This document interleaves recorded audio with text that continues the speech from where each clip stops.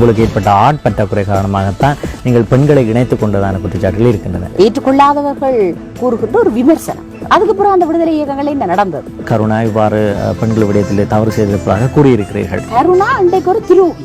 நிலாவினி சேர்ந்திருக்கின்ற விசாரணைகள் தற்பொழுது நடந்து கொண்டிருக்கிறது. தமிழ்ச்செல்வன் போன்றவர்கள் தான் முன்னிலை வைத்திருக்கிறார்கள். பெண்களுக்கான பங்கு என்னவாக இருந்தது? சம்பிரதாயபூர்வமாக பெண்களுக்கு இடம் வழங்கப்பட வேண்டும் என்பதில் எங்களுக்கு எந்த விதமான உடன்பாடுகளும் கிடையாது.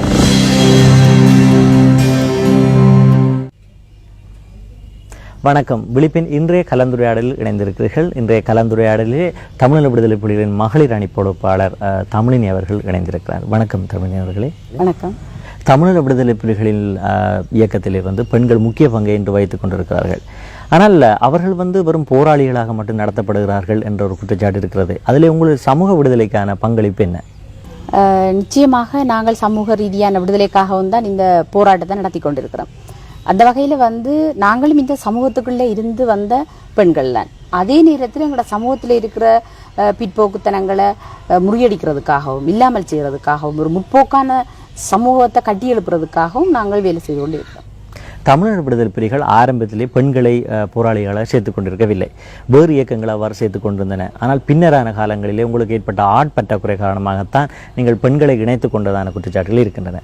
இது உண்மையில் எங்களுடைய ஒரு தேசிய விடுதலையை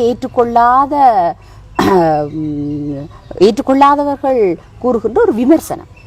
உண்மையில எங்களுடைய விடுதலை போராட்டத்தினுடைய ஆரம்ப காலத்தில் பெண்கள் இணைத்துக் கொள்ளப்படையில்லை. பெண்கள் இணைத்துக் கொள்ளப்பட வேண்டும் சொன்னால் முதல்ல இந்த விடுதலை இயக்கம் மக்களால் ஏற்றுக்கொள்ளப்பட்ட இயக்கமாக இருக்கணும். அதுக்கு பிறகுதான் அடுத்தடுத்த கட்டங்களுடைய விரிவாக்கத்தை பற்றி நிச்சயமாக சிந்திக்க முடியும்.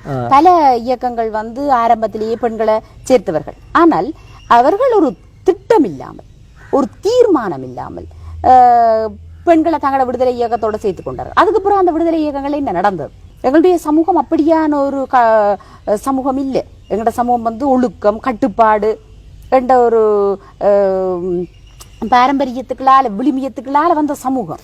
ஆனால் கருணாவின் பிரச்சனையின் போது கூட கருணாவால் இவ்வாறான பிரச்சனைகள் எழுப்பப்பட்டதாக நீங்களே குற்றஞ்சாட்டியிருந்த, குறிப்பாக விடுதலை புலிகளே கருணா இவ்வாறு பெண்கள் விடயத்திலே தவறு செய்திருப்பதாக கூறியிருக்கிறீர்கள். ஒரு தளபதியான கருணாவை இவ்வாறு செய்திருப்பதாக கூறும்போது விடுதலை புலிகள் இயக்கத்தில் அவ்வாறு இல்லை என்று நீங்கள் எவ்வாறு உறுதிப்படுத்துவீர்கள்? நிச்சயமாக நாங்கள் உறுதியாக 100% நாங்கள் சொல்லலாம். விடுதலை புலிகள் இயக்கத்துக்குள் எங்களுடைய விடுதலை புலி இயக்கம் ஒழுக்கம் கட்டுப்பாடு என்பதனை பிரதானமாக வரித்துக் கொண்டுள்ள இயக்கம். ஒரு தளபதியான கருணாவே இவ்வாறான ஒரு குற்றச்சாட்டுக்கு உள்ளாயிருக்கிறாரு. கருணா ஒரு தளபதியாக இருக்கும் பொழுது அவர் இந்த குற்றச்சாட்டுக்குள்ளாக இல்லை. கருணா இன்றைக்கு ஒரு துரோகி. கருணாவுடைய ஒழுக்க பண்புகளை பற்றி நாங்கள் கதைக்க நான் விடுதலை புலிகள் இயக்கத்தினுடைய நிலப்பாடத்தை நான் சொல்லிக் கொண்டிருக்கேன். இந்த கருணா என்று சொல்லப்படுறவர் எங்களுடைய இயக்கத்துல ஒரு முக்கியமான தளபதி நிலையில இருந்தவர். கருணாவுடைய ஒரு கட்டளைக்கு கீழே நாங்கள் கூட சண்டக்களங்கள்ல நின்று இருக்கிறோம். அந்த நேரத்துல கருணா உண்மையில ஒரு விடுதலை புலி தளபதிக்குரிய பண்புகளோடு தான் நடந்து கொண்டார். ஆனால் கருணா ஒரு துரோகத்தனத்துக்குள்ள உள்வாங்கப்பட்ட பொழுது அவர் விடுதலை அந்த கணம் என்றைக்கு அவற்றை மனதில் ஒரு துரோகம் உழைவிட்டதோ அந்த கணமே ஒரு விடுதலை புலிக்குரிய அந்த கம்பீரமான பண்புகளை அவர் இழந்து போறார். கருணாவோடு சென்ற நிலாவினி போன்றவர்களின் நிலை இன்று என்ன? நிலாவினி கருணாவுடன் சென்று மீண்டும் எங்களிடம் சேர்ந்திருக்கின்றார். அவர்களுக்கான விசாரணைகள் தற்பொழுது நடந்து கொண்டிருக்கின்றன. பெண் விடுதலை என்று கூறும்போது பெண்கள் முடிவெடுக்கின்ற அதிகாரம் கட்டாயமாக இருக்க வேண்டும். ஆனால் விடுதலை புலிகளிலே பெண்கள் வெறும் போராளிகளாக மட்டும் இருக்கிறார்கள், முடிவெடுக்கின்ற அதிகாரம் ஆண்களிடமே இருக்கிறது என்ற குற்றச்சாட்டும் இருந்து வருகிறது. கேர்னல் விதிஷா, கேர்னல் துர்கா எங்களுடைய படையணிகளுடைய பிரதானமான கட்டளை தளபதிகளாக ஒரு உயர்ந்த பதவி நிலையிலே இருந்து வருகின்றார்கள். அவர்கள் தேசிய தலைவர்களுடைய கட்டளையை நேரடியாக ஏற்று அதற்கு கீழ் அவர்கள் படைகளை வழிநடத்துவார்கள், வேலை திட்டங்களை முன்னெடுத்து செய்வார்கள்.